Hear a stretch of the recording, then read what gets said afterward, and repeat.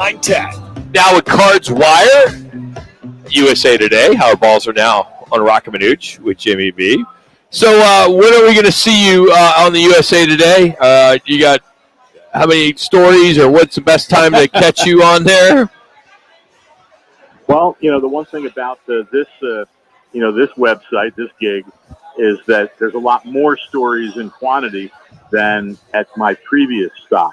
Okay. So starting last Friday, I've already had 6 stories up in the last week, and just sent one in just moments ago that will be up later shortly on Hollywood Brown and his contract situation. So looking forward to it. A lot of more quick reactions to things, and I don't know if it's good or bad, guys, but you'll be able to read more of me in terms of the number of stories than before. No, we love it. Absolutely love it. You've been in the business so long, and you've been such great content for us. Let's talk about Marquise Hollywood Brown. He's scheduled to hit the free agency market next week.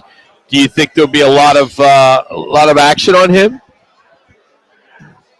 On one level, and this is what I just wrote, actually, I said there probably shouldn't be. But we also know how free agency works in the NFL, and whoever happens to be near the top of the available players at a position are going to get overpaid a lot of times. And with what's happened in the last week, with Mike Evans re-signing with Tampa Bay, with T. Higgins and Michael Pittman getting franchise tags, all of a sudden, 3 of the clearly higher paid guys have been taken out of it, and all those guys are making at least $20 million a year. Certainly, Hollywood Brown's I don't think is worth that.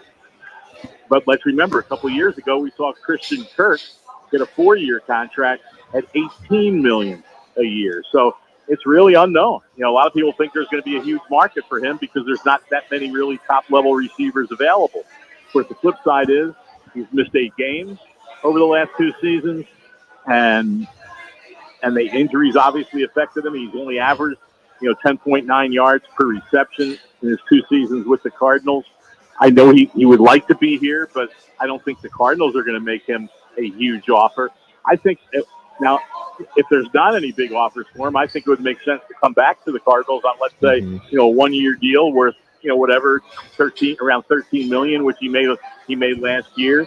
Stay healthy, prove it, and then you really could hit the big time next year. But once again, like I said, you just never know what other teams are going to offer, and we'll start finding that out at 9 a.m. on Monday when the free agent negotiating period begins and the league year starts on Wednesday. Yeah, it's interesting. You do look at his stats. He missed 3 games, but he's got very pedestrian numbers, as you alluded to there, Howard. Only 51 receptions, had about 100 targets plus or minus. But I don't think we've seen the impact, the home run hitter per se.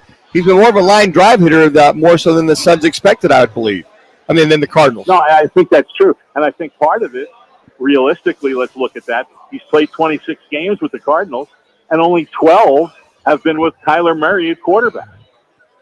And a couple of those were late last season when he was grinding through that foot injury. Probably shouldn't have played, but he wanted to get out there and play and give it a go. And a couple of those games, he played in the first half and then didn't even get a snap in the second half because of the injury. So we really haven't seen the full effect of what it could be with Hollywood Brown and Kyler Murray at the same time together for long stretches of time. So, that's why it'll be interesting to see if there is a lot of interest around the league, what teams those are, what their quarterback situations are, and see how it all plays out. And we'll know pretty quickly because once that league year begins, by the end of the next week, it's slowed down tremendously with most of the big contracts being handed out very quickly in the first few days. Howard, before you came on the show, we had a Kyler Murray discussion, and the discussion basically was, how do the Cardinals perform in this upcoming season? Do they need to win 7 games at least to show that they have moved in the right direction? And also, Kyler Murray, if he does not play well and is in most of the games throughout the season, would he then become tradable by this team? Well, if he doesn't play well, then I wonder how tradable he would be. That's fair. And that's the big question with it. And then the other part of it, if he doesn't play well, what are the reasons for that? What does the team, excuse me, what does the team look like around him? I think you could make the case for looking at last season and saying and it wasn't true, obviously, but if Kyler Murray had been there all year, they probably would have won 7 or 8 games. 3. I don't think that's a stretch to believe that could have been possible. So I think the team will be better. Obviously, staying healthy is paramount for him and be available all season. But like I said, it's also about who is he throwing to, and if Hollywood Brown isn't there, who will it be? Will it be a Marvin Harrison? Will it be someone else they'll get in the draft? But there's no doubt that they have to upgrade the talent around him. Certainly having Trey McBride, for the full year as a key part of that offense will be a big plus. So this offense should be better. I don't think there's any doubt about it, and we should see appreciable improvement. And so it's hard to always put how many number of games is that, because you just have to really judge on how games go and what happened in those games, and if you lost, why did you lose? I mean, what the heck?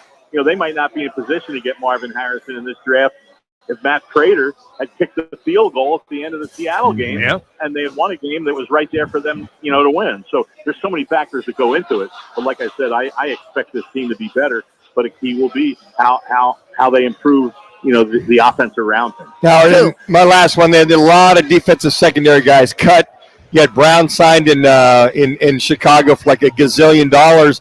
I mean, hell, the Buffalo Bills cut their entire secondary the other day.